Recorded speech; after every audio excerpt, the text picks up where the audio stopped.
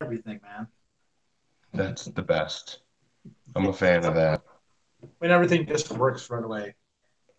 Yeah, one of my favorite things. Things working the way that As they're is supposed mine. to. Huh? So, I'm curious what you think in terms of just jumping straight into really the only news piece that I can think of. The news that dropped that supposedly there is, or well, not supposedly, but there is a guy, former employee of DMG suing them. Um, I don't know if it's something to be worried about. People are acting like maybe it is, and I don't think so, but maybe I'm wrong. Um, you know, Man, I didn't read up a whole bunch on this. For people who don't know what the hell we're talking about, there was somebody involved with DMG, and I want to say that they might have been around right around the time that Dinesh did whatever deal he had with the company. I'm not positive, but whoever this guy is though, he ended up feeling like something went wrong somewhere. He's suing the company for 30 million. And if you've paid any attention to DMG in the last year, they've had a lot of weird stuff going on with their stock. Their stock is really cheap as far as like their China branch in like the Chinese market. Their stock is just like worth like pennies compared to what it was at one point. I don't know. It's hard to say because I mean, at the end of the day, I mean, like even like if this lawsuit goes through, I mean, it could take years. I don't think that Valiant's publishing side operates on 30 million a year. I don't know what they cost to publish comics. I don't think it costs them though that much money. So I don't think it would necessarily affect it too much. I think you would be hearing a little bit more about this kind of stuff if it was. They still probably have a board that's going to vote on or ratify certain types of actions. If anything did happen, maybe they would sell it at that point. And I know that like a lot of people already are like, oh, maybe Dinesh would buy the company again. You know how great that would be. Fuck, who knows, man? It's hard to say, because it would. I would imagine it would take years for anything to happen. Just like I think it'll take years for a lawsuit to happen. How much money does DMG have? How much are they worth? Who knows? Is $30 million going to make or break the company? I mean, that's kind of the thing about something like this is that nobody really knows. I mean, we don't really know a whole lot about DMG. They keep really quiet in regards to everything.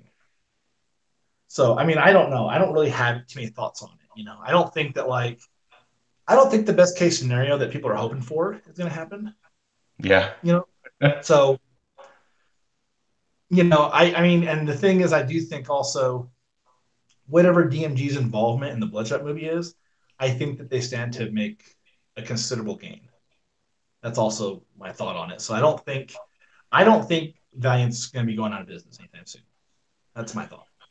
Yeah, if the Bloodshot movie's any good, it hopefully will bring in a pretty significant sum of money. Vin Diesel is like box office gold. I mean, regardless of whether people like him or hate him, it does seem like his movies are really popular. They're successful.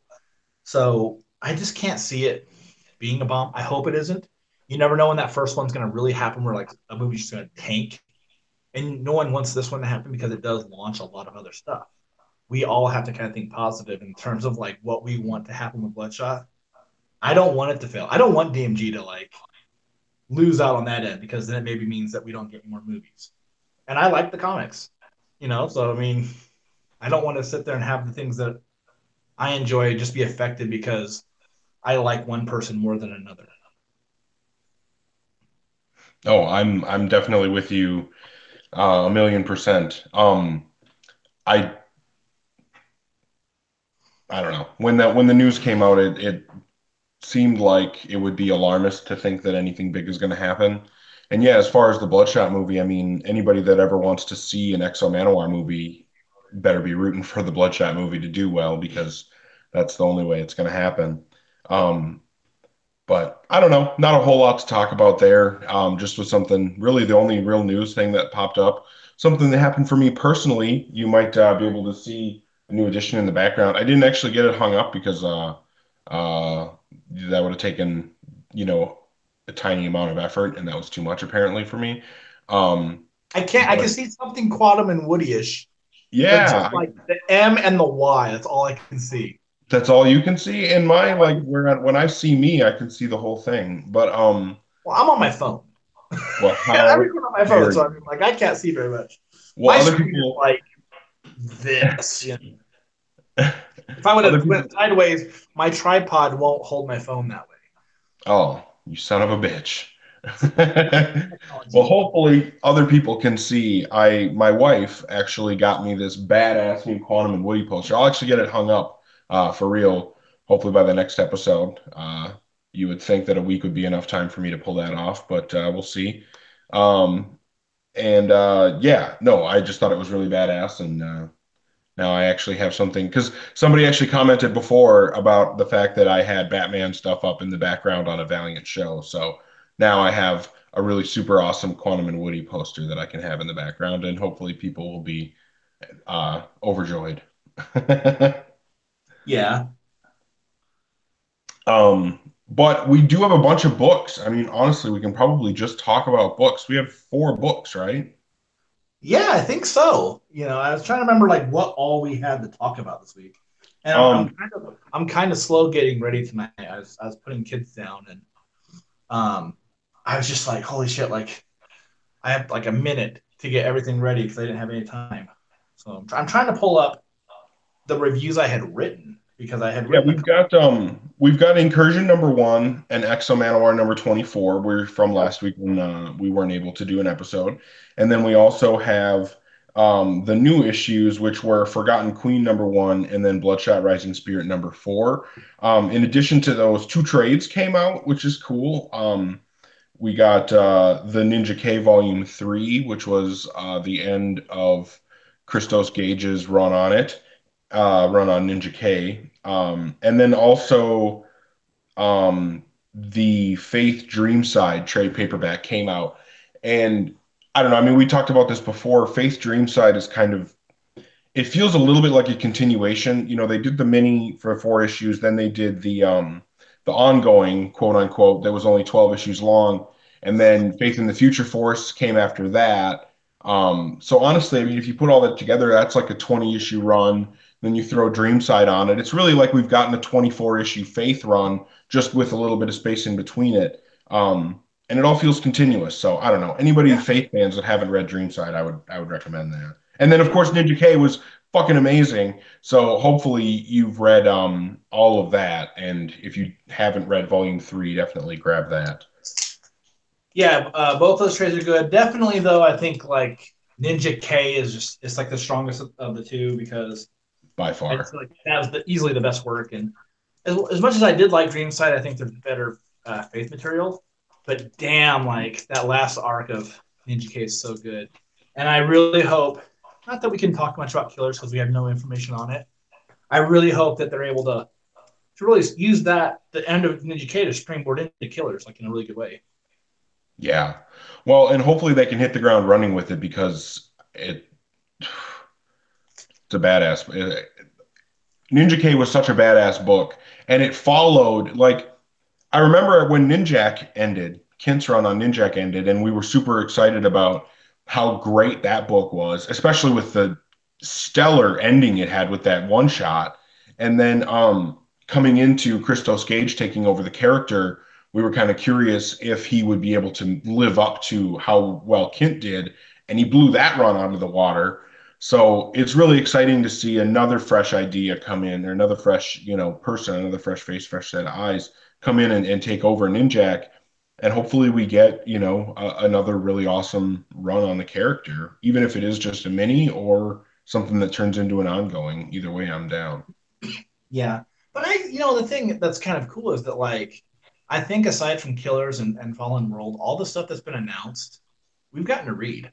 Like, Valiant's being really cool getting stuff out to people who do the reviews and do the podcasts. We've gotten to read a lot Yeah. of stuff early this year, so it's been really exciting. We've already read, well, I don't know. I mean, have you read Punk Mambo yet? I did not read Punk Mambo yet. It'll be fun to talk about that one. But we've read that one. I don't even know when that comes out, man. Like, I think we got like another month. Yeah. I mean, it's pretty cool, man. Valiant's really taking a lot of chances, just getting stuff out. And in the past, for people who don't know, I mean, like we usually get like one book. You know, they'd be like, okay, here's a copy of Bloodshot Salvation one. We want reviewers to read it like a month in advance, and so that would happen. Or the Bloodshot Seven, the all black issue. You know, they had that one early. They had Exo Manowar early. So right now, it just feels like we've gotten everything early, and it's been Yeah, we got great. So Incursion early. We got Forgotten Queen early. Now we got Punk Mambo early. yeah, so I mean, like if they can get Fallen World and Killers out to us soon, that would be awesome. You know, Yeah, I would be stoked on that too. But yeah, I mean, let's jump in. let's We've go. got we've got what should we do? Exo Manowar 24. Um, I think that And I have my physical copy. ooh, I went back. I haven't been to a shop for like months. I was like, I'm going in. I got to get some stuff because I had missed a couple issues on my DCBS order. And ooh, so it's like okay. I need to get caught up. So Well, I think that art on this issue is amazing. yeah, But when it comes to like the writing, the actual story of this issue, it's just a fight, and then spoiler, I mean, we're going to go into spoilers with all these books, but it's just a fight, and then it goes right into the ending with Sean being there. Um, and I thought that she was really badass, and I was actually really into her, because we didn't know at the end of the last issue who it was going to be that was the female that was coming for him. And this whole issue was like a kind of a background running commentary on the concept of love. And then at the end, it came, it showed that Sean was the one that had come for Arik. And then she said she wasn't there for love, she was there for Arik. So what does that mean? What is she actually looking for? Um, yeah, I mean, I think it's a not a lot happened in this issue, but it looked really good. Not happening. yeah. You know, like my thoughts on the issue is like it's just a big war between the processors, which is what the bounty hunters have been called, and Arik, and it's kind of like it's pretty rad actually. I think because I think if you think about like what Arik is, like if you go back to like what his roots are, he's like this like fifth century like barbarian of sorts. You know, he's a soldier, Visigoth soldier. You know, and so like he probably dealt with like some crazy like just like all out war. And I don't think we've seen a lot of stuff like that where it's just like up close and personal. You know, a lot of stuff it's like him shooting at some vine with some lasers from Shanhara. But in this issue, I mean, like this is like hand to hand combat. It's really frantic. It's fast paced, and as as badass as like Exo Manowar is, he's taking a lot of damage. I mean, he's getting his ass kicked a bit here, you know. And I think we just haven't seen him that vulnerable too often, you know. He has been a bit in this run, which is one thing I do think that Kent has done really well is like shown the vulnerabilities between Arik and Shanhara when facing these threats. I like this issue personally just because I thought it was a lot of action. And I mean we've talked about this for like the last like half year, it seems like at least. The action has kind of ramped up. It hasn't just been the same thing over and over again. It feels a little too late because we know that the series is going to end soon. But I mean, this was a fun issue, man. Like I liked it a lot. Wasn't perfect by any means. One thing that's kind of I'm a little confused on with this issue. In issue 23, we see these the processors, the bounty hunters from Gorin, and they find that the alien robot that's very similar to Ginger, and they take its head, or they cut its head off and just leave it in space, right? And then this mysterious woman who ends up being Aric's girl, she runs off with the head heading towards Earth. But now the robot's got a body, so I don't know if like she fixed it like off panel or what. But it's kind of a minor like thing where it's like a lot of times in comics, so much stuff happens off panel, and then you're just like, wait, did I miss something? Like when did that happen? So other than that, that's really my only complaint with this issue. It's just I'm just like, did I miss something here? But this was a great issue. Really enjoyed it. I feel like it's been like a night and day change with this book, like in the last little while, where it's like, it's okay. And I'm liking it a lot now. Great action. I feel like, yeah, there was good action and we got some, you know, Beautiful looking issue, too. Each, yeah, oh, man. the art is seriously just, it's absolutely phenomenal. Um, but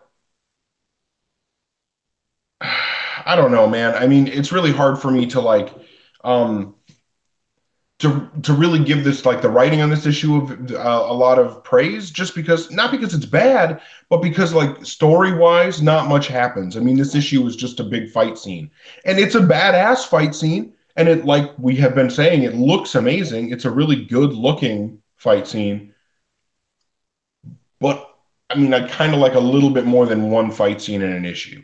Now when this is collected and you buy the trade of this arc, I bet this is going to be just badass. Like this will work really, really well in the trade. And you're reading this story and you get to a section of it where it's just one gigantic badass fight scene. That'll be really cool. But as far as reading it on a monthly basis, I just think that it doesn't fit the format as well. Yeah, Um, I mean, like this was a kind of like a breeze to go through. I felt like I spent a lot of time looking at the art because again, it's a beautiful issue and it's a big fight, yeah, but like the dialogue is just kind of quick. And so like it really felt like within just like a couple of minutes I was done with it. And I was just back to looking at the pages. So yeah, it's kind of hard to be like, oh man, the writing is so incredible. I don't really think so. It was just a lot of back and forth between like a bunch of like super powered individuals.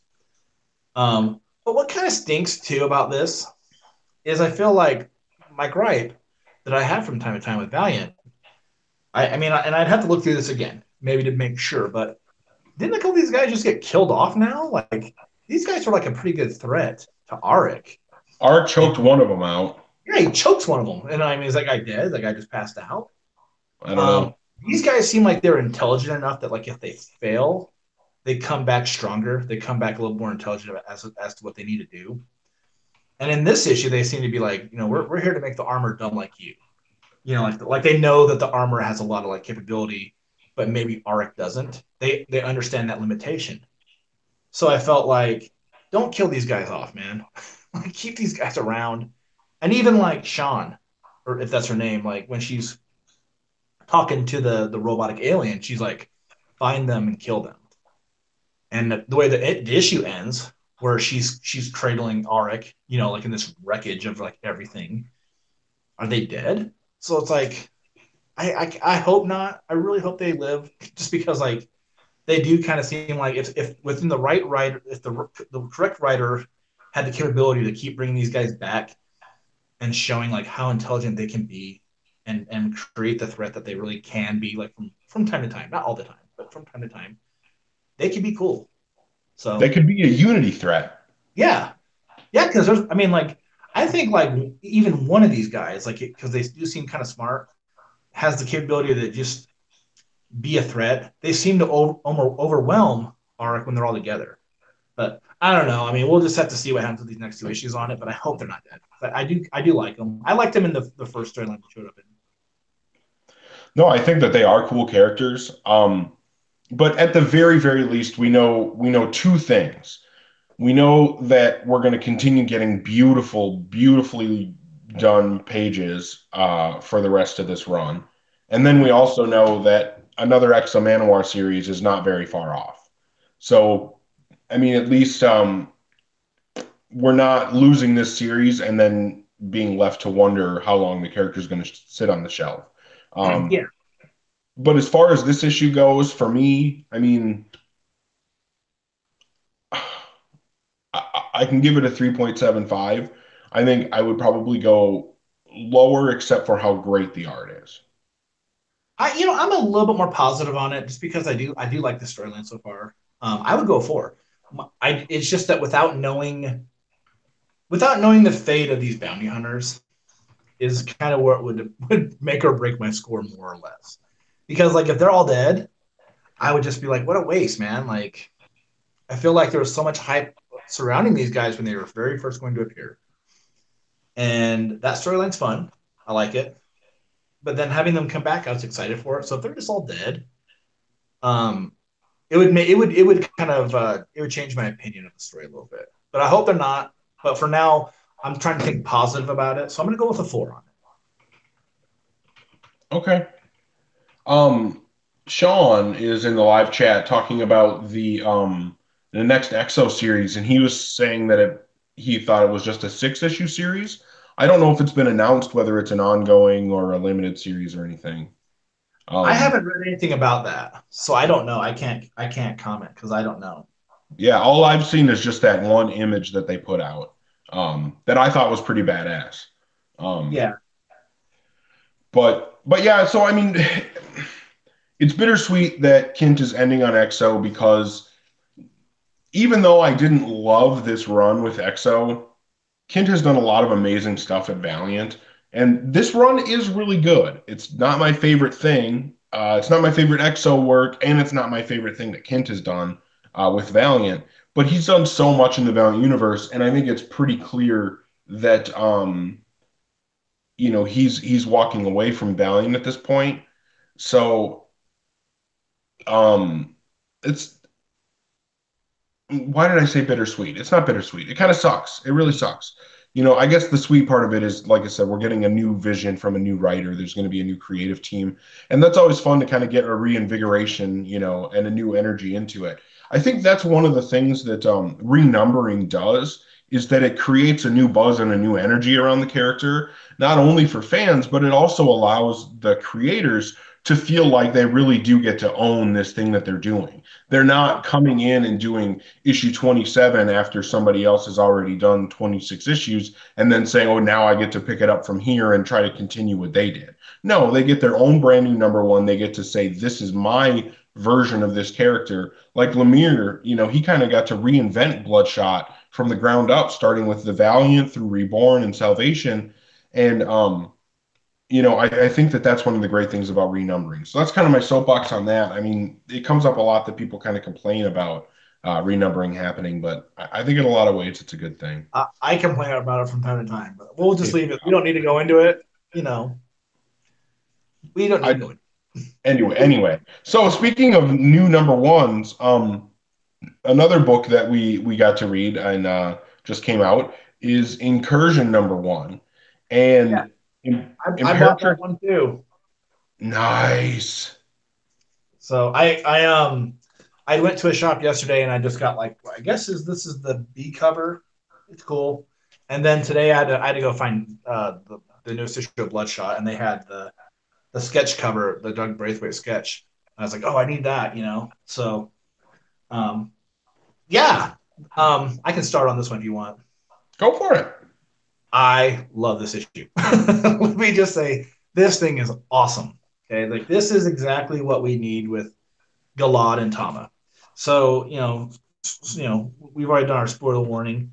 This book introduces this character named Imperatrix Virajo. I guess that's how it's pronounced. I haven't heard anyone say it officially, so I don't know.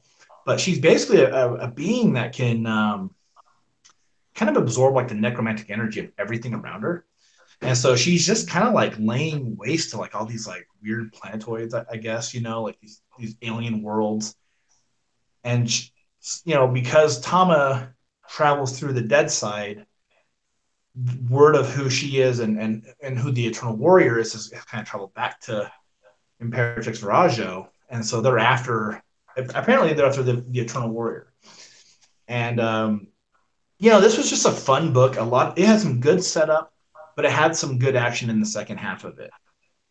A lot of cool moments. I think Tama, when written well, is such a great character, and I've commented a lot about how much I like it when Matt Kent writes her. Alex Packnadel, if that's how it's pronounced, and Andy Diggle do a great job. To the point where I was just like, I couldn't even tell it was someone else's voice behind the character. I thought they did a good job. I like how much of a little bit of a squabble Galad and Tama have over like eating meat. Because Tama says that she can see these animals in the dead side, and Galad's just like, fuck it. He's like, hey man, I see people that I kill on the dead side all the time. People, animals, I see them all the time, and yeah, like it's weird when they look at you, but you just deal with it. You learn to live with Yeah. it. But like I thought that like the villains of this book were really interesting, and even like Tama ends up getting like defeated while Galad's battling these like armies of Virajo. Um, what were your thoughts on this?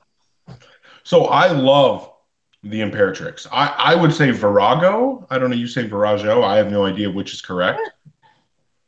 Um, but I love that character. She's super badass. I really want her to survive this series because that's another character that I think that if they pull a Book of Death, Master Dark thing and like turn her into a tree, I'm fine with that because then she can come back again later. But don't Um, not a tree, maybe a bush or a shrub. yeah, or like a cement slab, so it's a little bit different from the tree. I don't know. I'm just Maybe they spitballing. just like beat her up really bad and send her a pack in. And she's like, I'll be back one day. But oh, you better learn your lesson. But no, I have no idea what's going to happen. I just hope that they don't kill her off because she is super badass, and I would love to see more, with a character like her. I think that she's one of those characters that Master Dark has hopped around the universe and been in, stories with different leading characters, right? Like he doesn't only stick in Shadow Man stories. And this is, Imperatrix is coming into this, Galad and Thomas story, but you could absolutely see her being in a Shadow Man story. You could see her popping up in a Punk Mambo or Dr. Mirage story, and possibly elsewhere, in addition to that. So, I think that's one thing that gets me excited for a small shared universe like Valiant is when you have these characters that have that ability to be really badass in multiple different venues from Valiant, different pieces of their universe. But yeah, super badass. I absolutely love Tama in this issue. I was really bummed that she got the like life force sucked out of her at the end of the issue because I'm worried that that'll mean we won't get much of her for the rest of the series. Like if she's kind of incapacitated the whole time and Galad has That's a to good spend point.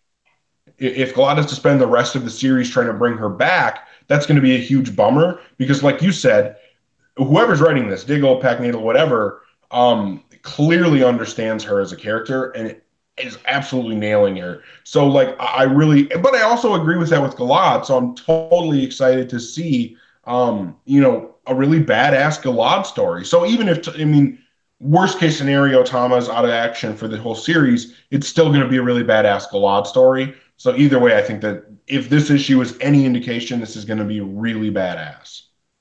The only thing I was thinking about with this, and this isn't a negative, but I was like, man, I feel like with the exception of like Ninja K when he came back, we mostly just see like Galad fighting like the dead side and dead side forces. So if he goes to the dead side in this series, and he was there in the Fist and the Steel, and he was there so much in like Wrath of the Eternal Warrior, it's like holy shit, man, this dude only hangs out in the dead side, just kills things that are already dead.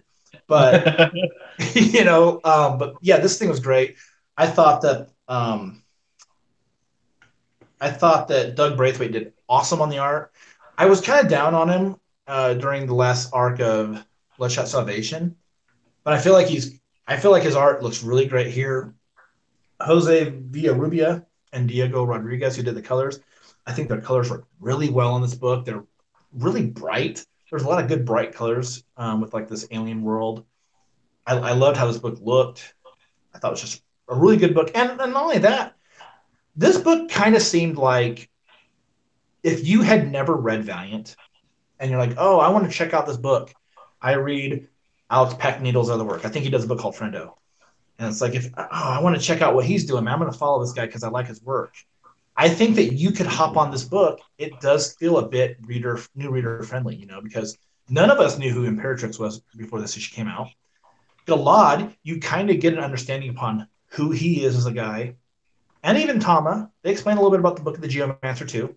So I felt like if you were like a total like noob to all this stuff, I don't feel like you'd be confused after reading this issue, which I think that's good too. It's good to make these things uh, new reader friendly, while at the same time people like you and I who have read, all this Valiant stuff, we can still enjoy it very much for what it is. Yeah, I 100% agree with you. And actually, Sean just brought up a really good idea. He was saying that he kind of expects that Dr. Mirage and Shadow Man are going to be in this. And I don't know if they are for sure, but it kind of makes sense that they would. Like, I wouldn't be surprised at all if they did show up. And if they do, that could turn this into a really badass team up book. And Sean called it Unity Dark. I just saw that. That's a great name for it. Dude, Punk Mambo, Galad, fucking Shadow Man, Dr. Mirage. Think about how badass that team would be. Fuck Oh yeah. yeah. Oh hell Yeah, yeah. That totally. would be awesome. And a reluctant ninjak because he fucking hates magic. Oh yes. Perfect. But you know Sean. what though? But the thing is though, like if you look at Kent's run, he dealt so much with it. It would make Yeah. sense to be like he's our melee guy. Him and Galad are like our bruisers that just go through and like deal with all the like physical threats of it, while like everybody else deals with like the metaphysical and magical. Oh, perfect. Sean, I think you're onto something. This sounds like a great book. And if that's not what this book is, somebody needs to write that book. That's what I think I'm saying here.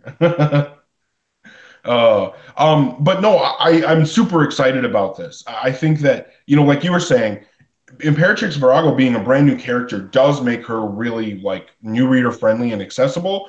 But also there's that other layer for us as the established readers that, like I was saying before, this is an opportunity to really expand the Valiant universe. Bring a new character with new goals. This is a new, almost Master Dark level villain, and I would love to see more of her after this. But I'm really stoked to see what this book turns into.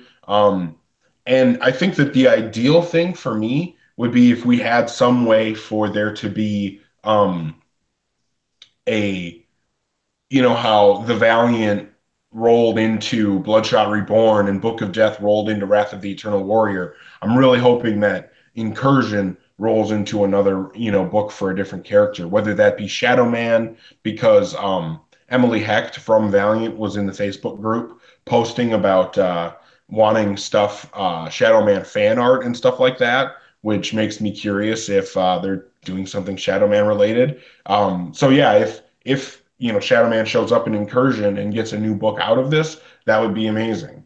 Um, One thing I wanted to add about that Emily Hecht thing on Valiant Comic Fans, I don't know the name of the guy, but there was a dude who did a really good Shadow Man cosplay. It was someone I'd never talked to, but it looked awesome. So there's a good thread on Valiant Comic Fans. Go look at it for all the like Shadow Man stuff that people have done, sketches and cosplays and things like that. But there was a dude who did a really good, in my opinion, a really good Shadow Man cosplay. yeah, but I haven't even touched on this. You were talking about the art in this book, and I think that both of us have it at one time or another, whether we're at the same time or at different times. We've both had moments of being a little bit down on Doug Braithwaite's art and not being the hugest fans of his. I think that there were some times in like Bloodshot USA that were a little bit sketchy. But I really, really love how this book turned out. Like you were saying, the colors are perfect for this. I really, really like how this book ended up being done. Um, I, I I don't know what it is, but I think that the way that Doug Braithwaite is drawing this book is exactly how I want to see him draw. Like I think this is the best version I've seen of his style, and I really hope that it continues looking like this for the rest of the series. He Um, draws a great Eternal Warrior. Yes, he does. He absolutely does. And I'm looking at the page when Tama gets the energy sucked out of her, and then the next page when Galad is holding her, and it's really fucking epic. It's just badass. So I mean, yeah, I think that this is going to end up being a really epic book. I think it has the potential to be another one of those things like, that we remember as high points, the Valiant and Armor Hunters and Secret Weapons. And I think that this has a lot of potential to be up there. For me, this isn't really like a perfect book, but it is a solid 4.5 for me. I think this is a really great book. Yeah, I was looking at my written review that I had done for Outright Geekery, and I scored it as a 4.5. Um, I had read it like since I wrote the review, and I was like, man, I just love this issue. And I'm trying to think like, what did I not like about it? Like that made it only like a 4.5 because I'm such a homer. That's like if I really love a book, I'm like, five. It's a five. And I really love this book, but for whatever reason, I gave it a 4.5. But it must have been something with like the art, maybe. But I'll tell you what. I mean, I think the story is really, really strong. And we've talked about, like you just talked about a moment ago, like this has the chance to be a high water moment, a high mark moment within the Valiant universe. And when we've gotten those, Valiant has tried to capitalize off them. We got the Valiant that led to Bloodshot Reborn. Book of Death led to Wrath of the Eternal Warrior. Harbinger Wars 2 gave us the Livewire. And so with this, I'm kind of like crossing my fingers, like, you know what, like, give us a Galad book with Tama, a book where he's taking care of the Geomancer, doing his duty for being the fist of the steel of the earth. I hope something like that comes out of this, just because it's time to get him back in the universe a little bit more.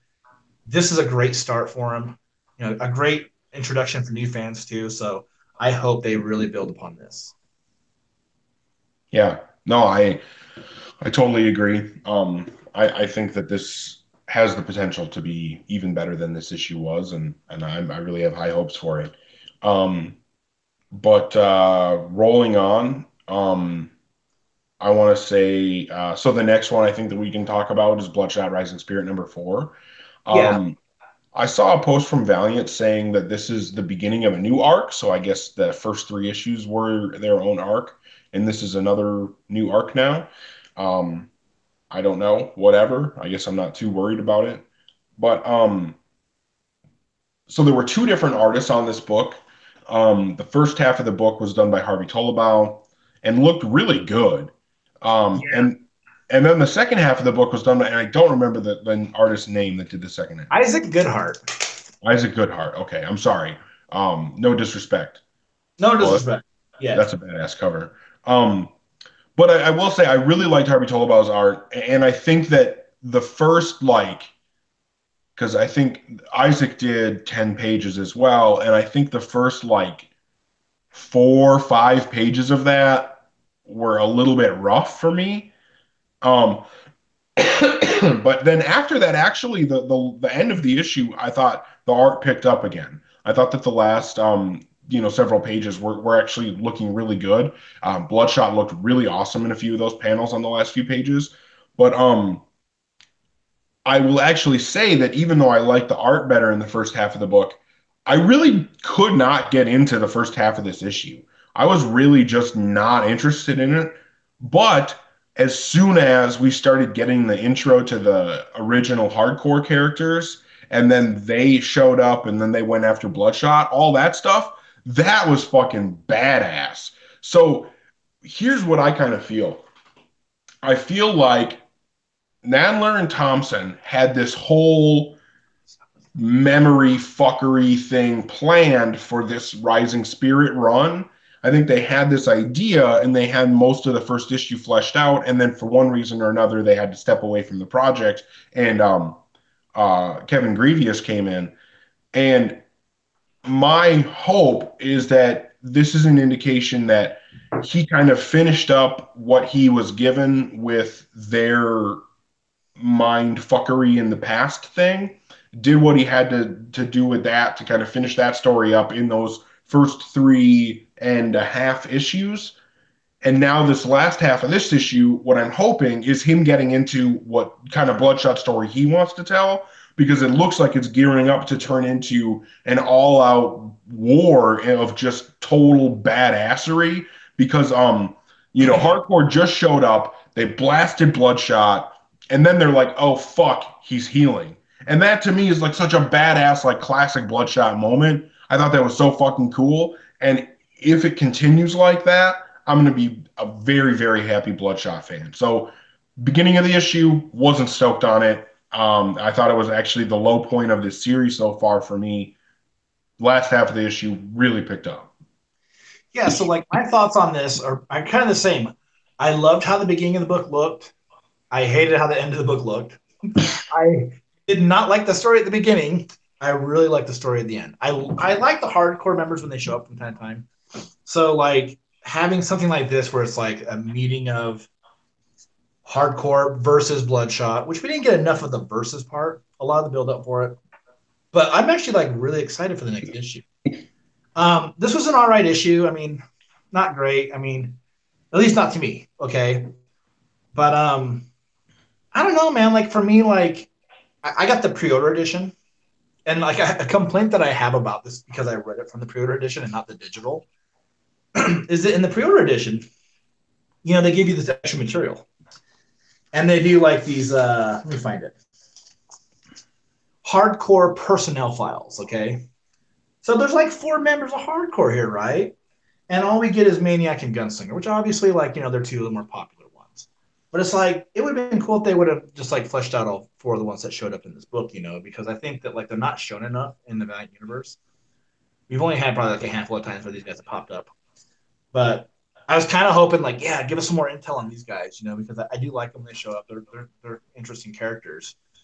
Um, I agree with what you said, where like they kind of take out Bloodshot and they're like, okay, let's see what he can do. And then he heals up and they're like, oh, like this isn't going to be the cakewalk that we think it's going to be.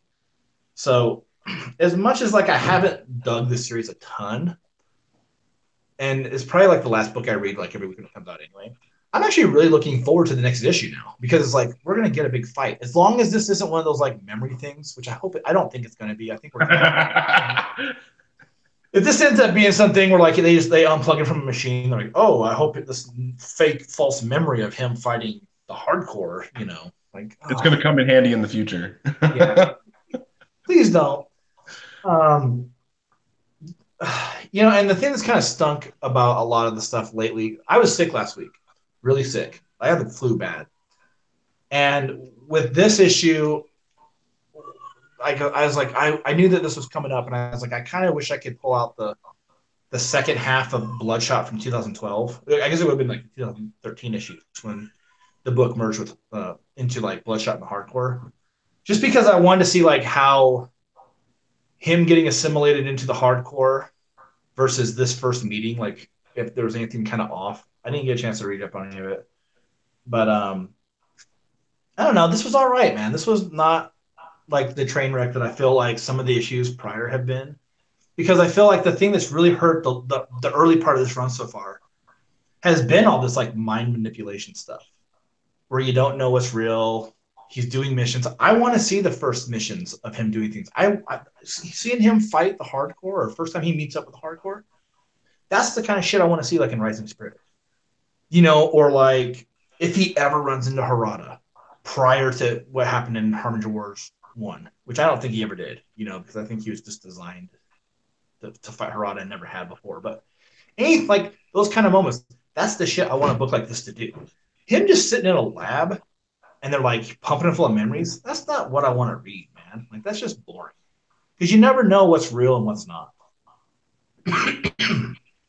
Yeah, but that in and of itself can be fun, I think. Yeah, You know? but not when you do it like every. I mean, like it just felt like 3 issues of that, really. Yeah. No, I understand. But yeah, I'm totally into this becoming a really badass action book. I'm hoping that that's what it is from here on out. As far as this issue goes, I can't give it a super high score. I would go with a 3.25. I think that there are some redeeming qualities, but there are definitely some real shortcomings in this book as well. But at the same time, one of the biggest redeeming qualities of this book is that the ending was really strong and it implies a really badass new direction for this book. I know that people who listen to this later on, like on the podcast episode, they're going to be like, "What the hell are you talking about?" But like page 3, this page was Oh like yeah. stuck on AWOL, and it's the Harvey Tullabau art is a badass page of just him like guns blazing, bullets going through people, blood everywhere. I thought that was pretty awesome. Yeah, 100% agreed. Where'd you come in at as a score for this one? I'm coming in at a 3. I mean, like again, like I'm not super enthused on this, but like I also felt though like this issue had some like a little bit of promise, like, and I like the hardcore. It had the Harvey Tallbout art is my favorite artistic part of this entire run. I just wish he could have done the whole issue. So bad do I wish he could have done the whole issue. I like his style. Yeah, although I will say, even if the whole issue had looked like the last few pages did, I would have been happy with that as well. So I don't know. Either way. Um, but yeah, I mean, promising for the future. We'll see. Sean was Yeah. saying that he'd like to see the origin of the Harada Protocol. I don't know. I don't know if that would just be more lab stuff. I want to see, like Josh said, I want to see those early missions. I want to see him fighting hardcore. I want to see him taking out, entire platoons of bad guys or whatever the case is. Yeah. I want to Even see if some even of if that they were from him. like, I mean, like I know Lemire did a lot of this stuff with like the Bloodshot Squad and Bloodhound, but even if they like showed like why they did some of the stuff with they did with those guys, even like just something, I would be okay with that too. I mean, I'd like to see him go toe to toe with some Psyops. I think that would be badass. I know, Um, well, here's the thing to think about too, like the Gen Zero kids, when we meet them in Bloodshot, they know about Bloodshot. He's the psyop killer. Let's see right. him kill some psyops. Like let's see him like round up those kids, or whatever it may be. Like I feel like when the run launched in 2012, if you're reading it monthly, you're like, there's some questions I have. There's some things I want answered. Maybe we get them one day. This is the book to do that in. As long as sales permit. Yeah. So Well, I'm assuming that this is going to end well before the end of the year, and we're going to get a really big lead up to a new Bloodshot series, either right at the end of the year or right at the beginning of next year. you So, know, I don't know if they hinted at this on Facebook. I know they did on Twitter, but they showed like what looked like the chest of Bloodshot drawn by like a big time artist. They wouldn't really say yes. who. So I kind of wonder if that's possibly like I know like Rags Morales is going to be working on the book later on. Yeah. It didn't quite look like his style, but I wonder if it's art for either a later arc or when this does get relaunched. And they're not going to talk about that yet, but maybe. And I'll tell you what, I mean, like Valiant has always been a company where the books have looked beautiful. And I can't really say that about Bloodshot Rising Spirit. Like I've had issues with the art on this book. Not, I mean, like the majority of this issue looked great.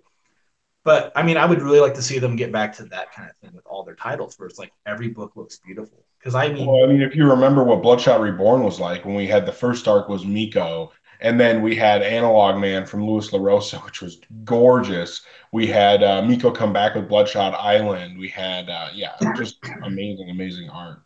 yeah, I mean, like, there's not too many times where I haven't liked the art on a Bloodshot book, and the only other time I can really think of where I didn't like it that much was on the Armor Hunters arc of Oh, Bloodshot, where I think it was Trevor Harrison, but it was like Trevor Harrison trying to get like his handle on the Valiant universe. And some of those issues I think are actually kind of ugly. yeah. But we can go into the last book that we do still have to talk about, which is um, I would compare this, yes, Forgotten Queen #1. Tini Howard making her entry into the Valiant universe, and instead of trying to tackle one of the big, well-known, much beloved characters, she is taking a gamble, I think, and telling a story with a character that actually has never been very popular. She only showed up, as far as I know, in one other story, which was the Unity arc Warmonger, and now nobody, very few people seem to like that arc, and nobody has asked for that character's return. However, for one reason or another, Teenie Howard shows up and has this what I assume she must have pitched, made a really good pitch to the Valiant editorial staff or whoever, and told them, "Look, I have this great story that would be perfect for this character." And I think that, as far as I'm concerned, this issue shows that she seems to have a pretty badass story. Yeah, like my thought after reading this issue was I was like, it's interesting that you could make me like a story about a character I don't like because I did enjoy this quite a bit, and I'm one of those people that's been like, I didn't like the character at all when she showed up in Unity. I think the arc sucks personally. And she just seemed like one of those characters where it's like, oh, she's so annoying. Like, just leave her in the ocean. But like like both of us have talked about, like if someone's got an idea, if someone can execute a story that's good, even if it's a character like this, it's worth having that come out because the thing is, you can change my perspective of a character. You can make me be like, okay, maybe I don't hate this character. Maybe you've done the right things to flesh out the character. So even though I would have said like coming into this, like I hated the character, but I was optimistic about the book, I can say like right now, like I don't hate the character. Like this was a good first issue. It wasn't great, but it was good. The flaw is that it's still a character that I'm not really into. but the story is compelling. You know, Yeah, well, it's I think interesting looking at her past, seeing like how she's gotten to where she is. what's so cool is that she becomes another character similar to, your Armstrongs and Ivars and Galads and some of those characters who've seen the entirety of history, right? And so it's kind of this combination of having a character like Britannia, that all that stuff takes place way in the past. And now we have a character who kind of, like Galad, spans a lot of that, and but also gets to be here in the present tense. And I'm really curious whether or not this book is going to branch out and include other present day characters. I don't know if Pete Stanchek is going to show up in this book or who else, but hey, Omar Rodriguez says we're freaking awesome. Thank you. But yeah, I'm honestly, I think that this issue is a proof of concept that Teenie Howard had a good story to tell with this character, and I'm really interested to see where it goes. And it's entirely possible that this could lead to, like Britannia, the first story of that was really good, and we got subsequent miniseries. And I hope that we get the same thing here. I mean, as long as this story continues to be as good as it started, I'd love to see, further installments down the road. Yeah, I've only read a couple things by Teeny prior to this. I've liked her work, so like for me, like I had a lot of optimism with her coming in and doing the story. There was one weird little thing about this book. I noticed this today actually when I was rereading it. Let me try to find it on a page where I was like, why would she say this?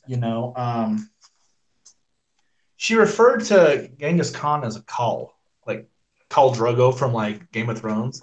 And I've never been able to find any kind of like real world reference for that term for Cal. So I was like, that's weird because she calls him Khan all the time in the book. And so I wonder if it's just one of those things where it was like a slip, like someone meant to write one thing and another thing came out, maybe like autocorrect happened or something like that. But that's like my only like complaint really about the book, as far as like the quality of it. I don't know where Amilcar Pina has come from. I've never seen their art before, but I love the art in this book. It's very Yeah. colorful too. Very colorful. The colors on the last couple weeks' books. And this is Ulysses Areola, who always does great work. So everything just looked. I mean, like visually, this is the kind of stuff I like seeing with Valiant. Like I was just saying with Bloodshot. I like it when the books have a certain artistic value. I feel like this book had it. The story is good.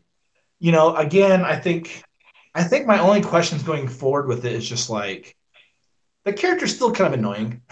Like if you just see the character's personality talking to like Genghis Khan, like she just comes off like such a bitch, honestly, like that's real cocky, real like murderous, and she's been around forever.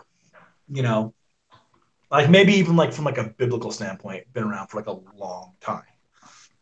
But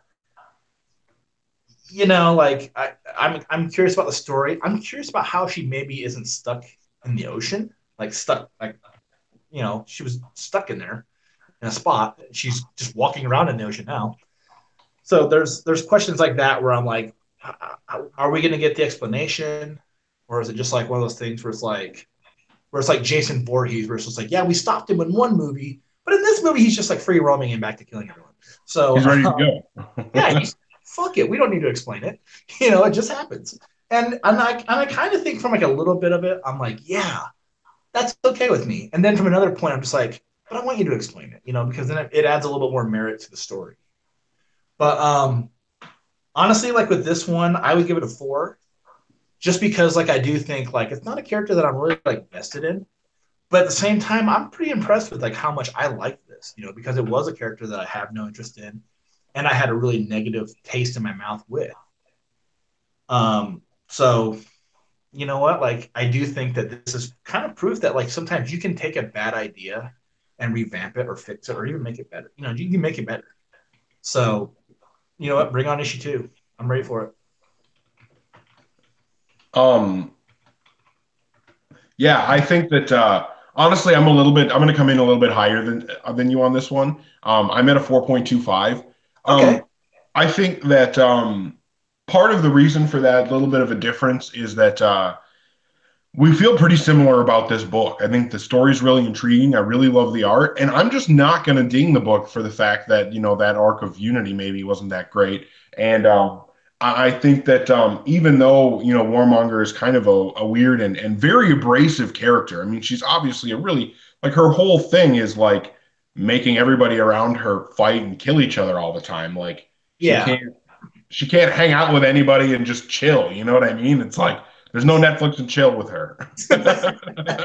It's just Netflix and all right, it's time to kill each other, I guess. Yeah, it's just. Um, it's But no, I yeah, mean, I don't know. So an abrasive character, but I think that the art was done so well. I really liked the style of it. Like you said, the colors were amazing. And they really they were vibrant. They were very vibrant. And I also think that the ladies on that ship they seemed really badass. And so I'm really curious to see like who the important characters are as we move forward. Because on the one hand, I could see like none of these characters really mattering moving forward. But on the other hand, I mean, this may be a story about them. So it's going to be interesting to see how much of the past, this story focuses on, how much is it in the present, and the portions that are in the present, how much are we going to see of other current, present world Valiant characters. So I think that there's a lot of potential here, whether it includes other Valiant characters or not.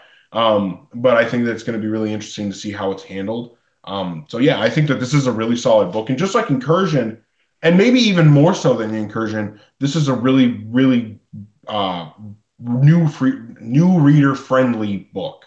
I think this is a really good entry point. If people don't either have never read Valiant or don't know much about the Valiant universe, I think that both Incursion and The Forgotten Queen would be really good places to jump in and read a different type of story than you're going to get from, Marvel or DC. yeah. And if you're listening to us and you're like, oh, this character shows up in Unity, I need to go read that. Spoiler alert, you don't need to go read it. Yeah, not Seriously, fucking save your money. And I'm not that kind of person that's that negative about books sometimes, but I just think like you would be downgrading your experience with the character reading that Unity arc. I really do feel that, and I'm not. And I apologize to anyone who's like, "Oh, that's horrible. I love it." Just, I mean, I think like there's a lot more going on here with the character than there was in that. Like she just sucked in that. I love the art though. We were talking about the art, and there's a page, the last page of this book, where she's like standing on yeah, she's like upside down on the horse, and she's shooting the arrow with her legs. I think like the detail on this page is awesome. Like this is some like really detailed page. The colors look great. I love the placement of the moon in the middle at the top middle, the birds in it. There's like villagers just standing around watching her, like kind of in awe of like what she's doing. I thought this was just really cool, man.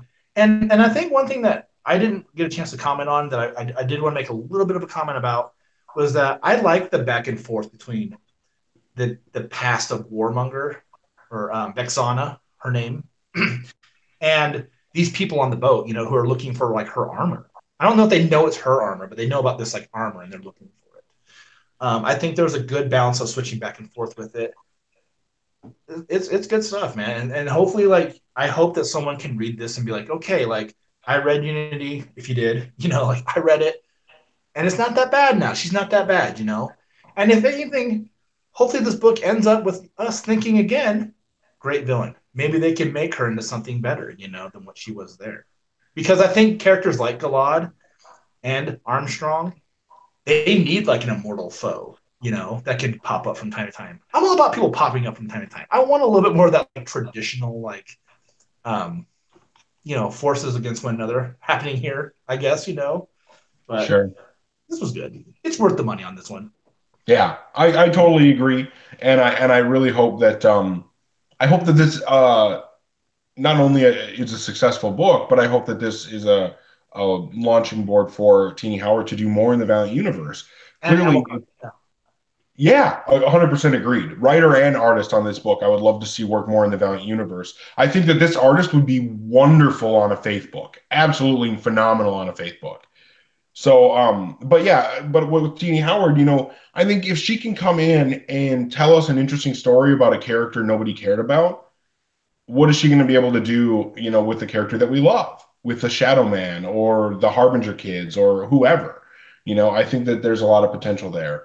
But Um, maybe that's the way for someone like that to break in. Because think about yeah, this, like think about like a guy like Rafer who had to follow Fred Van Lente on Armstrong or on Armstrong, had to follow Josh Dysart on Harbinger, and those runs are so good, and people are like, we don't like that work, you know. I mean, I think like his nobody gave him a chance. Armstrong is good, but sometimes yeah, people don't give it a chance, or people sometimes are just so set in like what their interpretation of those characters are, they can't have another voice come on. So maybe like if they would have been like, hey, Tina Howard, she's gonna take over Shadow Man, people might be like, oh, but we just had Diggle and Diggle was so good on this, and I like what he did and not what she did. Maybe being like, we don't like that character. She's like, I'll take that character. Maybe that's a better way, you know, where you're just like, maybe that way you can get a little more appreciation for like someone's writing level when they can take a character that's unlikable and make them likable. Well, and hopefully what this would do, what Rafa really never got the chance, if she's coming in and writing a good story with a character that nobody cared about, hopefully then if they do give her, a Bloodshot book or a Galad book or whatever it is, then we would be like, well, yeah, she did great with Forgotten Queen, who I didn't give a shit about. I think she's going to do phenomenally with this other character that has way more, history and story potential. So yeah, hopefully it's something that leads to something fruitful. And I think that that's true for a lot of these new creators that are coming in. I mean, Cullen Bunn is going to be writing Punk Mambo. I haven't read that yet, but if that's good, I mean, that hopefully would be another place where, he could come in, get a voice in the Valiant universe with Punk Mambo and get his feet wet and potentially, go off and tell stories with other characters. And, Kevin Grievous is another one. I mean, he's doing Bloodshot right now. Maybe this is an opportunity for him to work more in the Valiant universe. Alex Packnadel clearly doing an amazing job with Incursion. I'd love to see more Andy Diggle in the Valiant universe. So I'm just, I was talking earlier about how much it sucks to see Matt Kent leave after he's contributed so much to the Valiant universe, not the least of which would be all of the Divinity stuff. Um, but if he's going to leave, at least we've also at the same time got these new voices coming in who potentially could add just as much to the Valiant universe as he did. Agreed. I would, and the only thing I would add to that is I feel like it's been great what we've gotten from Diggle, but his Shadow Man was awesome. So far, Incursion's awesome. I don't want Incursion to be like his like swan song on the Valiant universe. Like I hope they have something else planned for him.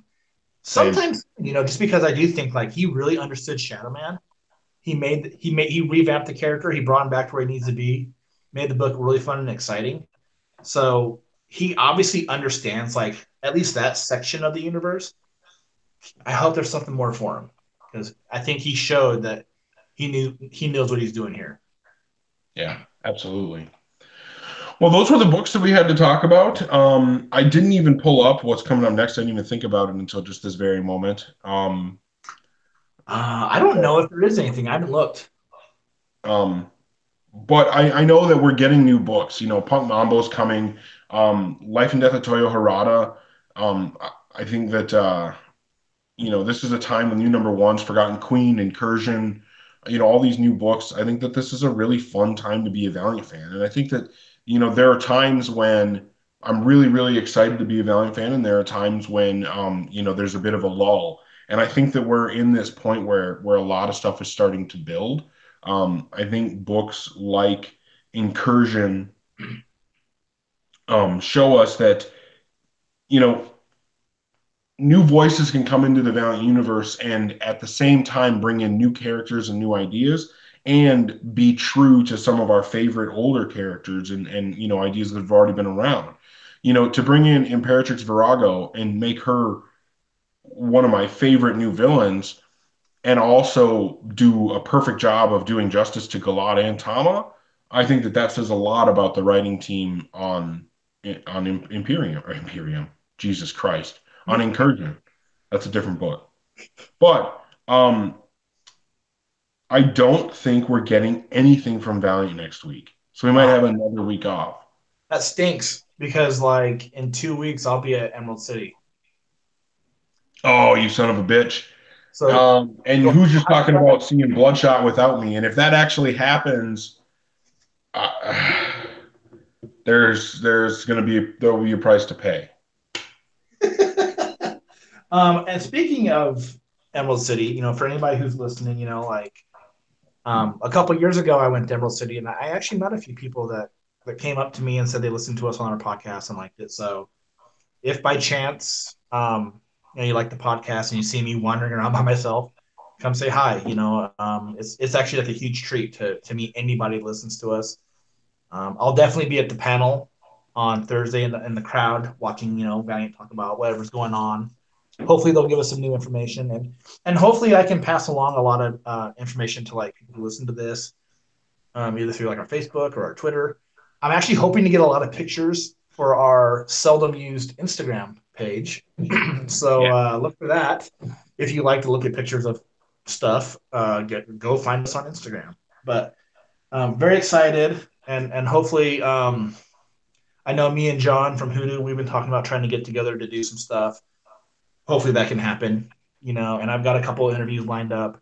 Nothing with anyone Valiant related, but I'm working on that. I'm hoping to get some content that we can do something with for this. So, or at the very least, get some contacts of some people that we can have on. So, fingers crossed on that. Sounds good to me. I Yeah, want to thank everybody for hanging out with us. Sean Hayes always hangs out with us, and that's awesome. oh yeah, Hoosier making an and you appearance. can also meet John Hoosier of Hoodoo Oh, TV, and he's yeah. awesome too. Yeah, and He's you should awesome. also be hanging out on Hoodoo TV's YouTube channel. They rule. Yeah, and Um, hopefully John, since he's listening and he's in our chat, still has his one percenter head that he can wear around the convention. that would be So cool. look for a guy with a golden bullhead, because he had that and it was really impressive. It was cool. Well, we'll see if he pulls it back out and does a redux. But yeah, I want to thank everybody for hanging out with us with this episode, number 115 of Get Valiant. Like I said, Sean Hayes hanging out with us and Hoosier and newcomer Omar Rodriguez, who said that we're one of the reasons why he's gotten into Valiant and Shadow Man, and that he really Oh, enjoyed the Andy Diggle run as much as we did. So we want to welcome him to Valiant fandom and to definitely interact with us as much as find us on Facebook if you're on there. Josh hangs out on the Get Valiant Twitter. We also have a Instagram that exists, and that's about all you can really say about it. It exists. but yeah, we're definitely happy to interact with anybody, and we always love talking about Valiant with new people. So, um, but we want to, like I said, thank you everybody for hanging out. Hopefully, if you enjoy us at all, you can like the videos, subscribe to us, hit the bell so it notifies you when we go live, and then you can come hang out with us when we talk. But signing off for the week, I'm Eric Baumgard, And I'm Josh Rathbun.